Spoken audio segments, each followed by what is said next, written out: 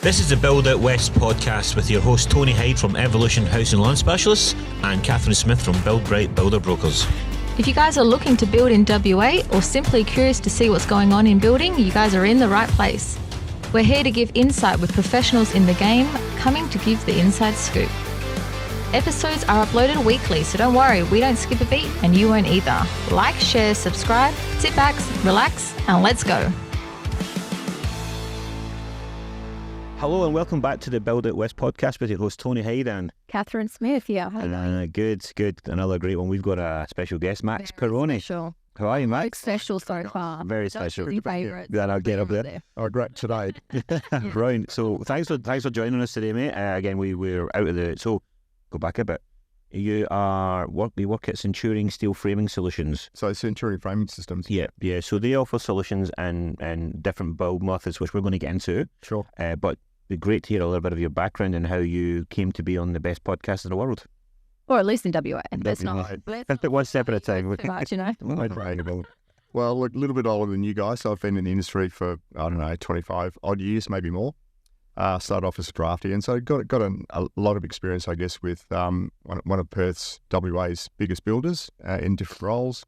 Learned about design, and really, I guess, that kind of got me into a passion for alternative building materials and doing things a little bit differently. But, the industry's always been very, focused on your double brick and things like that. So I've got a passion, innovation, bit of design. I enjoy those things and always looking for different ways of doing things. Yep. So that's why this role, Centurion Framing Systems, really appealed to me after my years of experience.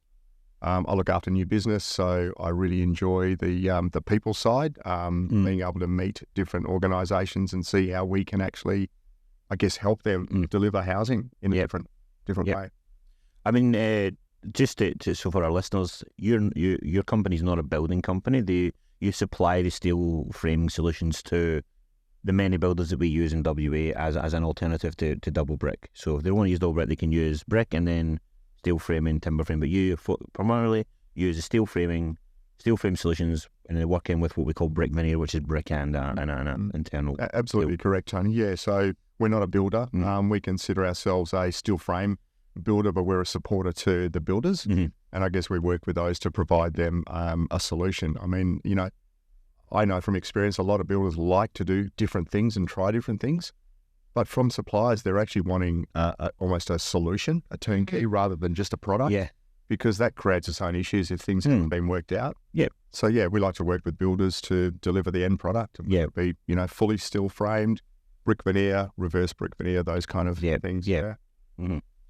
And I think that leads us to why we want to talk today is why we want to use other alternative methods of building, especially in WA. Because let's be honest, it's primarily double brick, and it's been I'm not against it, but it's an old style method of building that we seem to be stuck in a little bit of a rut in WA, because you go over east and it's not a thing, and even back from where my homeland, it's never done there. So yes, it's more just like opening our eyes up to, hey, double brick's fine, but there's other options to look at it with pros and cons to all. Not even that. I think sort of pre-COVID, everyone was pretty much predominantly double brick. And then obviously there was a supply of shortages. Sorry? You said the C word. We're not allowed to say the C word on this show. Well, we're talking about COVID. So, is it the C word? So that's the one we're talking about just right now. The other one, we're in Australia, don't you say that as it? We're in Australia, use the C word fluently, don't we? It's like... So that one as well. I would never say such a word, guys. That's a real... So, sorry, but now since COVID, obviously there's been a lot more open to different, build materials and things like that, which has been great because it really just keeps us on track with the rest of Australia. And I guess a lot of now people are asking, what is steel frame? What is brick veneer? So can you explain that a little bit? Sure. So I think going back to the double brick, and this isn't, just because we're supplying steel framing, we're bashing, double brick. I think double brick has its use, and certainly, people have come to WA because predominantly we've been building in double brick for years, and there's some real benefits around that. And I think, like you said, the demands of, population growth, the demands of, delivery, bricklayers are getting older, all of those kind of things. And young kids these days aren't necessarily jumping on the bandwagon to be a bricklayer. No. You know, it's a pretty tough gig. And, Yeah, especially in our son. Yeah. oh, absolutely. And, you know, it leads then on to, you know, carpenters and roof framers and things like that. So, you know, they're the pressure points, I think, when demand goes up. We know that, you know, there's only a finite number of bricklayers.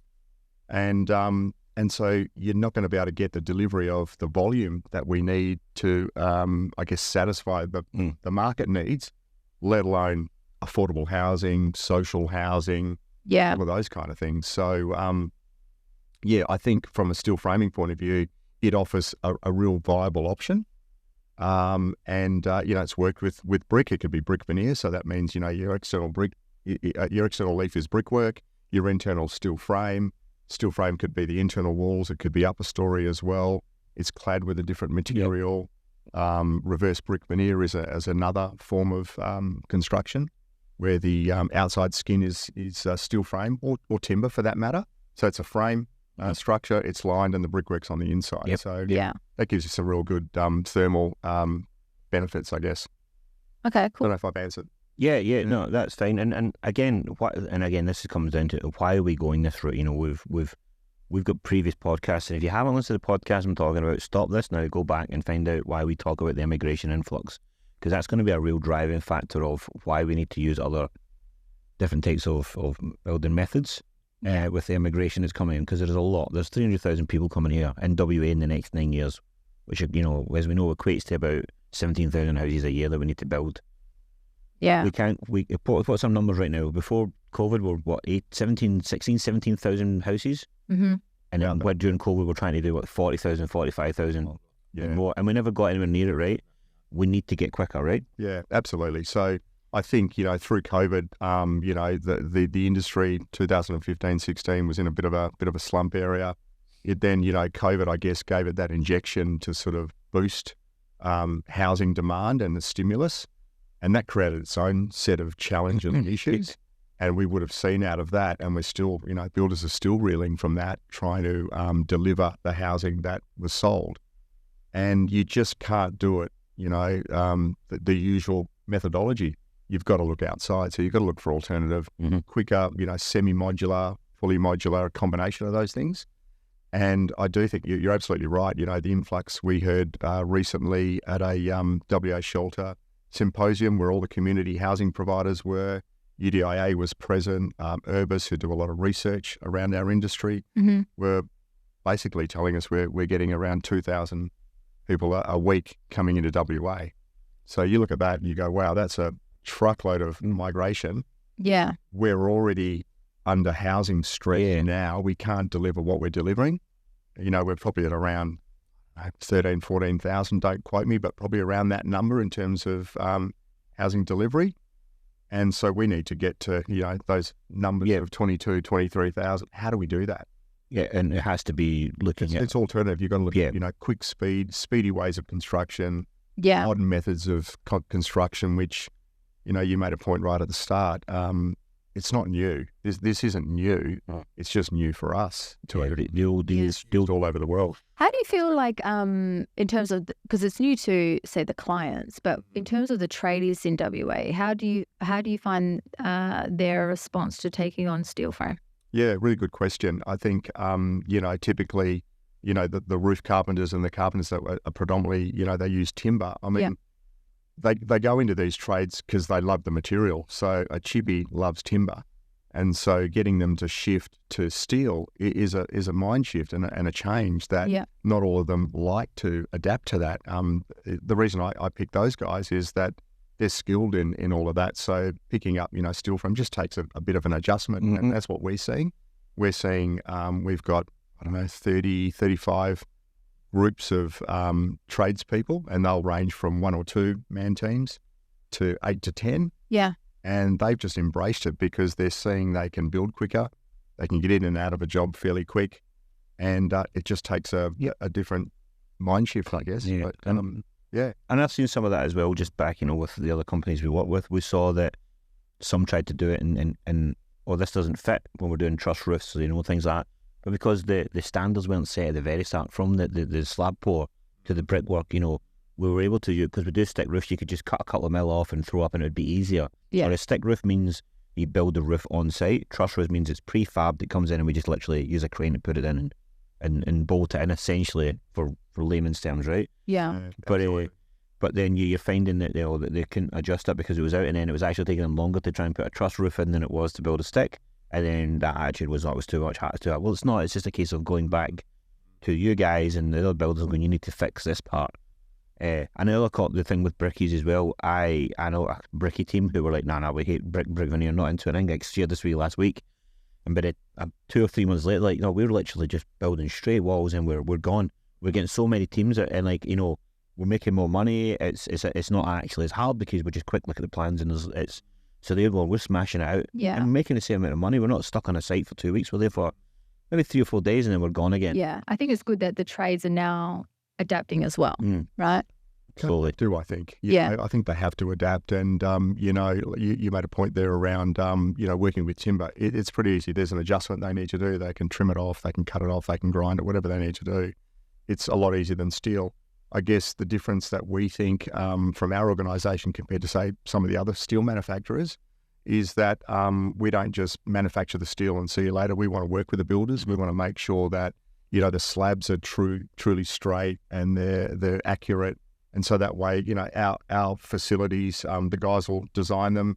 It gets spat out to the manufacturing facility, the plant, and they'll press the steel exactly, to the millimetre.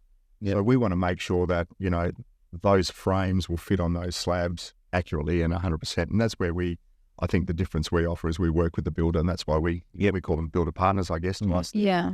We offer an aspect that will help them, and you get truer, straighter lines in terms of construction. Yeah. I do find like Centurion as a brand has a very strong reputation in the building industry. It's very much positioned itself as, the steel frame, building supply. Yeah.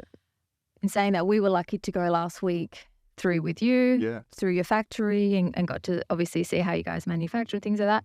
And what we were talking about afterwards in the cuppa is we like that everything was done on site in Malaga, locally in Perth. And that's something that is mentioned a lot, particularly with clients, is what do you use that's local? What do you use that's Australian? There are obviously certain building companies that will say like flat pack things from China and things like that, where a lot of them are actually quite conscious of using local trades and suppliers and things like that. And I think that's what we liked about going through Centurion is obviously everyone is here.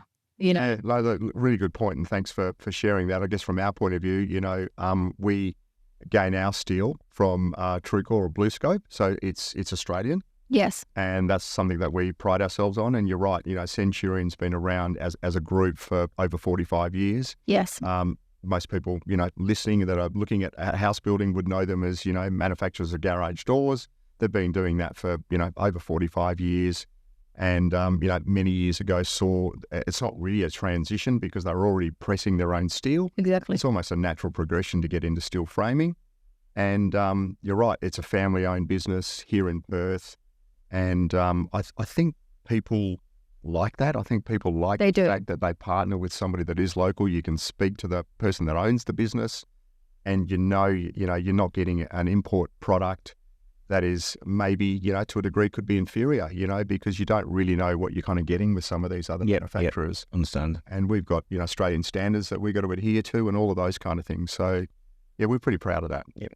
I mean, and going through the factory, I loved it because I was way more excited, I think, than you were, Karen, because I like that production sort of thing. From where I've came from, it would stand in the machines for ages and come on to where I was like, so it was really interesting, and thanks for letting us see that. The back with the government thing, because we know the government are really, before the C word happened, the government were using private rentals to Homes West and things like that, the Homes West side of it, which was fine. But now private rentals are going, we're not giving you, we're going to, because the market's so strong now that I'm assuming that the government is struggling to find houses for. Is that what's come back from that symposium sort of thing, kind of a little bit? Absolutely. So we're seeing pressure at all sectors, and we're seeing it in our normal markets. So, mums and dads, young couples wanting to go out and buy their first home. We've got land supply at the moment, and the builders have got some capacity. and that seems to be fine, and labour seems to be okay at the moment. But, we're just doing, as I said earlier, those kind of numbers that are fairly stable. From a government point of view, we've undersupplied, social housing. Yeah. So government housing, and you'll see, and there's communication all over the place, state government and even the federal government now with their 1.2 million homes housing fund, Housing Australia Fund. They're investing, I think it was around $10 billion to really get, housing, I guess, the drive within Australia to get more housing built, particularly around that affordable and I guess social housing, which is, they're just so needy when as we said, we went to this symposium, and they're just in desperate need of housing. It's just amazing. And we're seeing it, but we're still seeing the rent increases daily at the moment. I've got friends who are like, "Oh, do you know anyone, Tony, can help me?" And I'm going, Yeah. I'll try, but they're like, our rent's going from $550 to $665 or something like that. In Bibber Lake, you're like, Well, we were can't talking afford about that, it just before the so- podcast. Now it's a movement of people like renting out just a room in their house and just those sort of things, because there's just no accommodation for people. Yeah. You go to rentals and the lines are out the door and things like that. It's crazy. I think also I'd like to know, is Centurion doing anything sort of like in the regional areas? Because I know there's a huge shortage of homes in regional areas, particularly for more those modular sort of pre-made homes. Do you guys touch into that area a lot? Yeah, we absolutely do. We've got a number of builders that we're working with in Northwest, so Port Hedland, Karratha, Yeah. and a lot of those guys are builders up there, I guess, have to sort of adapt, so they'll tend to do everything. So we'll manufacture and supply. Yeah. They'll pick them up from here and put them all together. They're, I guess, almost like a Meccano set, that easily to put together. So I guess from that point of view, absolutely. And Southwest, we're also talking to government at the moment around housing in the Southwest as well. So certainly remote regional areas, not an issue. As we said earlier, we're not a builder, but we certainly want to be out working with their builders and to be an owner builder. Somebody decide to go out and do their own thing. Yeah. But what I'm kind of hearing from this then, and I hope everyone agrees, is that the big boom's but the boom's not done. We're not even close to clone, because the big boom from like the C word stuff, right, was we were all caught off guard. We're a bit prepared, and everyone's starting to look at the stats going, hold on a minute, there's hundreds of thousands of people coming here. We can't house them. So the boom's not finished. We're going to be stretched again. I don't think we'll be stretched to the point where we'll see 18-month build times back again. I don't think we'll do it, because I think people will consciously, I'm hoping builders will consciously not sign people and going, we can't do that because we'll do that. Yes. I know Summit Group done a really good job to November 2019 or 20. They shut their doors on it. We're not taking any more on because we don't do that. And I think that's it's been a hard decision to make, because they've probably left a lot of like millions and millions of dollars on the table, but they've came out with a really good, their image is still really good that way. So, and in respect to that. But I'm still seeing like all the government housing now, and then the fact that we're still like 20,000 houses short, 2,000 people a week coming in. Like, hold on, we're starting to see it again. And if you're looking to build, investing, then this is the time, because 12 months down the road, there's going to be how many people you're looking for housing into. If you want to get on the market and start seeing equity, prices are going to still be pushed up, or they're going to hold, sort of thing. Yeah. And we'll see the rates come down. Interest rates will come down. It'll become affordable again. Yeah. And this is the time to start thinking about it, in my opinion. Hence the reason why having a steel frame solution would be something to look at and going off, I want to get, because it is a quicker build, right? And we'll go through the benefits of steel frame in a minute. Yeah. I think, your point's really valid. We saw, there's some articles weekend around, potentially interest rates, do you fix, do you keep it variable? And there were suggestions that, over the next, 12 to 18 months, things are probably going to come off a bit. There was also, population growth is going up. So that's not going away. Mm-hmm. And, you're right. The builders, have stopped, I guess, or put, stops on sales coming in. So all they've really done there is, I guess, it's almost, kick the can down the street a little bit. People still wanting to get in. Yep. But some builders have said, no, we can only deliver that many in probably the more normal, conventional methodology. People have to live. People have to live somewhere. They got to have, the big Australian dream of having a roof over your head. Now, maybe, it's not always a 4x2. It could be a 2x2. We're looking at smaller lots, all of those things. but we've got to look for different ways of delivering those. And this is where, and I want to jump on that smaller lot thing, right? Because the big dream when I came here 16 years ago was having the big block of land and the big house, and because there's so much space.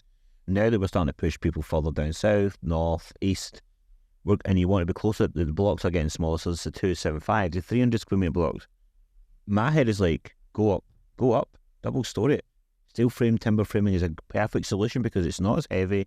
You don't have to pour as thick a concrete. You know, that's my kind of opinion on particularly everyone does do a light frame on top at least for double. But there's all like the suspended slab and all that. And going, well, you don't really know. I don't want to hear people walking upstairs. It's never bothered me. I grew up with that stuff. So I'm like, well, that's what we do. It's like it was timber framing and MDF put down, and then we laid the floor. That's how we built houses, and I think they still do it the way it used to. Now, as someone Perth born and bred, been here a long time, obviously growing up there was double brick. So a lot of the time, first home buyers do have that mentality, mostly just because that's what we've had, you know. Double brick is not solid. Now I'm finding almost a little bit change in the market where clients are going, well, what's the difference? What's the inclusions? And I think the biggest strength for sort of those first home buyers is, one, your budget is a lot tighter, you know, in terms of what you can include and exclude.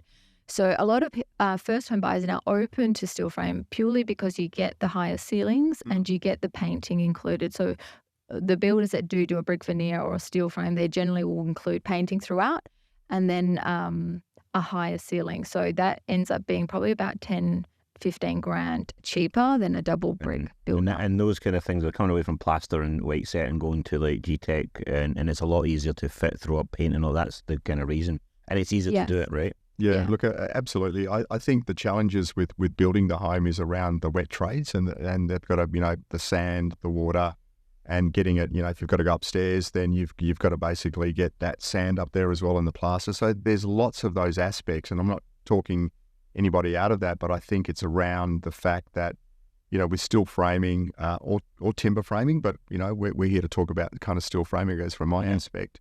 They can be built quicker. Mm-hmm. You're certainly getting a more cleaner, truer line. We've got more scope with our truss frames that we can give higher volume. So typically if you go to a builder and you want to raise your ceiling heights, there's a cost associated with that. And so we're still framing the strengths in the truss system, that we've got some flexibility around that.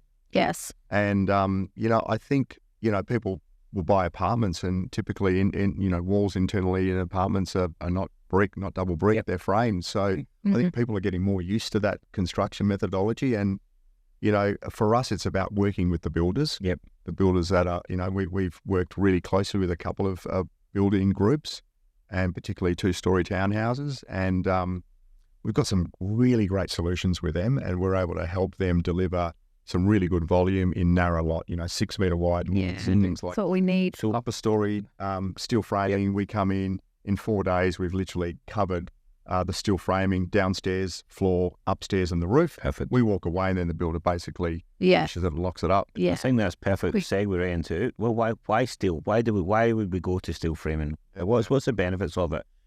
If you're looking to build a house, as from a client sort of, why would the benefits? Obviously we know the reasons, but let's get here from the expert himself. You know, the initial thing is, you know, steel's such a strong and durable material. So, you know, with that matter, you know, you end up getting and you saw our press machines, you know, a flat piece of steel, you shape it, you twist it, you bend it, you put a crease in it, you make it stronger. And that's essentially what a truss is. And so you get a truer, sharper line.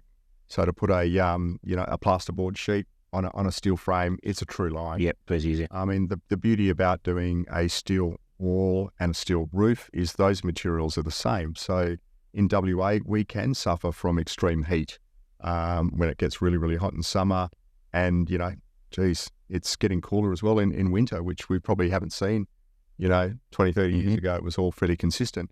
So when you've got different materials connected to each other, they're going to expand and contract at different levels. And so that will, you know, you'll have cornice cracking and things like that more predominantly in something that's got timber in it, whereas steel is quite true.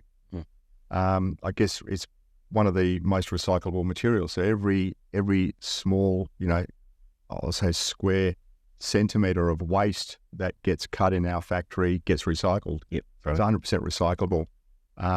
And, you know, the company that obviously we get our steel from, Truecore, it's Truecore Steel, it's from BlueScope. They, you know, there's so many environmental and sustainable, I guess, checks and balances that they have to go through as these large organisations that we know we're actually using a really good quality product.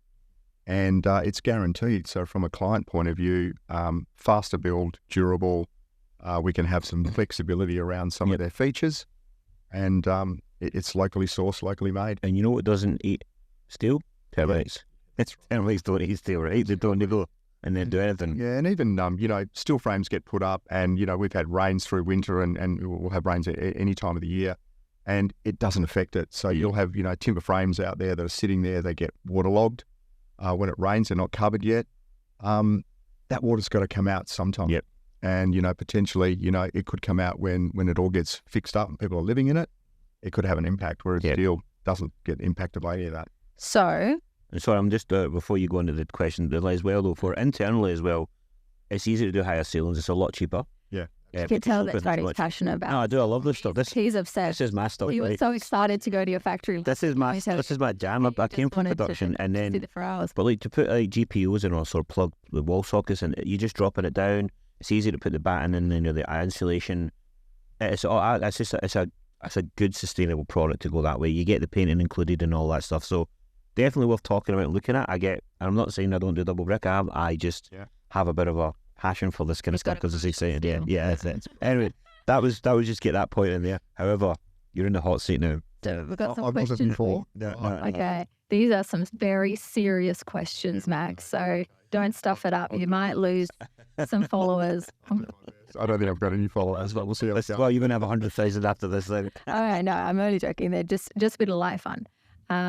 North or south of the river? North. Oh, Controversial. we're both southies. So. All right. Eagles or Dockers? Eagles. That's 2 strikes. Okay, here we That go. was the south, so you're kind of like, okay. What is Perth's best beach? It's a really good question. Oh, I think Scarborough's pretty good. Okay. Destination of choice, Dunsborough or Rottnest? Rottnest. I'm going today. Good on you. Yeah, I know.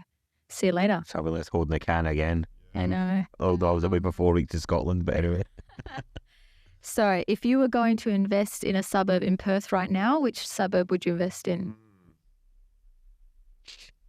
So I think I would look for a suburb that is close to transport, close to infrastructure, because I think to live or could be to live or rent. To invest, yeah. To invest in.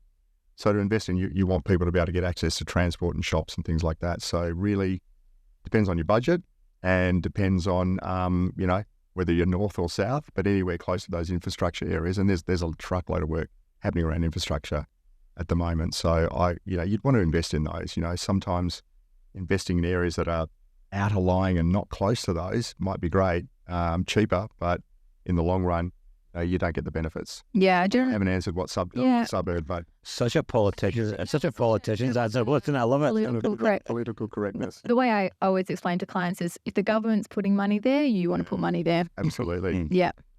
They're doing it there for a reason. So Correct, they're going to benefit whoever's in those areas. And there's so many areas these days that are old houses that are 50 or 60 years old are getting bowled over, blocks are getting subdivided, those kind of things. And, you've got to look at your budget. And I think people also need to have a look at what they need to live. I think we've come through an era where it had to be, 4-bed, 2-bath, family, games, informal, non-formal.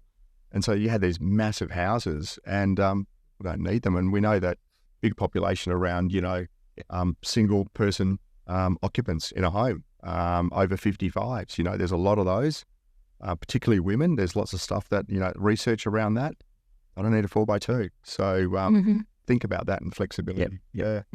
Perfect. Okay. That was a great sit on the fence political answer. It's so good. It's better. It's so You good. can't be so politically correct for the next question. Okay. So this one's going on LinkedIn, so you might lose some business partners. Okay. Yeah. No pressure. No. But if you're going to build a house tomorrow, what builder would you choose? So I'm gonna be a little bit politically correct. So, and the reason part of that is we're partnered up with a number of different builders. Sure. That's why I made that one. That one's a tricky one for me. Pretty tough for me to go. I would go with these guys, but we've got a couple of really great partners at the moment. Prime Group, Home Buyers, part of the ABN Group. We work with those guys, and we've got a truckload of other builders that we work with. So, as a consumer looking to go to a builder, look for someone that's got some track record. They've been around for a number of years. They've gone through the ups and downs. They've got to like the person there also. Typically it's a sales consultant. You got a relationship. You got to like that person, and that person also has got to have a connection and want to help you. But there are a number of builders in WA that you could go with. So I'm not going to necessarily. I've named a couple. Has he answered the question, Tony? I think I kind of. If he ever runs for Parliament, I'm bored. I would go for because he's definitely vote for Max. I'll be. Here's Max, and here's the question. That's good. I didn't bet those questions. You didn't show me that. Yeah, we don't. We don't. I'm like, But no, Finn, I understand the difficulties of actually staying a builder. We done it to Joy the Matty. Yeah. Her dad obviously was Lavira, and she was just like, Jesus, you can't do this to me. And that was no, but it's funny. We're not question. We're certainly not trying to put anyone under the bus. It's a bit of fun and games, Yes. I think I've done the same as well. I think I jumped around the question. I do agree with your point. It's generally not and what I use as in terms of brokering, I definitely don't like to use any startups or anything like that. And everyone I use have been around for many years. All my business partnerships, one have been for many years, but also the builders. We did use a startup. We used Lavida, but the difference was Mark Damassi was behind that. So it wasn't exactly it wasn't a startup. It was a guy. Reputation. He's been around the industry for such a long time. And Right, boy. I suppose it's not a question like you can go, what do you prefer, Coles or Woolies? It's not an easy question like, do you know what I mean? Neither. They're both ridiculously But you live in a fancy place. Okay. Anyway, well, let's wrap it up. Thank you for coming, Max. Thank you. That was... Any questions or for us? Anything for us, no? No, I think, look, keep doing what you... I like the broker model, personally. I think the client has a really good opportunity to have somebody work with them and for them and make the choice based on who the client is. Exactly. And the builder. So I think, well done to you guys. And clearly the relationship with the builders is really important. So you've clearly got that with a number of builders around Perth. It just gives people options. I think it's important rather than sometimes feeling like they're shoehorned in and they have to go down that direction and they might not want to. Yeah, so, cool. Well done. Well, we really appreciate you giving up your time to come in and chat to us and obviously taking us through the factory last week. That was great fun. So to everyone, thanks very much. As always, like, share, follow, and please follow us on YouTube. We want to get that boosted up, and we'll see you next time. Thanks, guys. Bye. Thank you. See you later.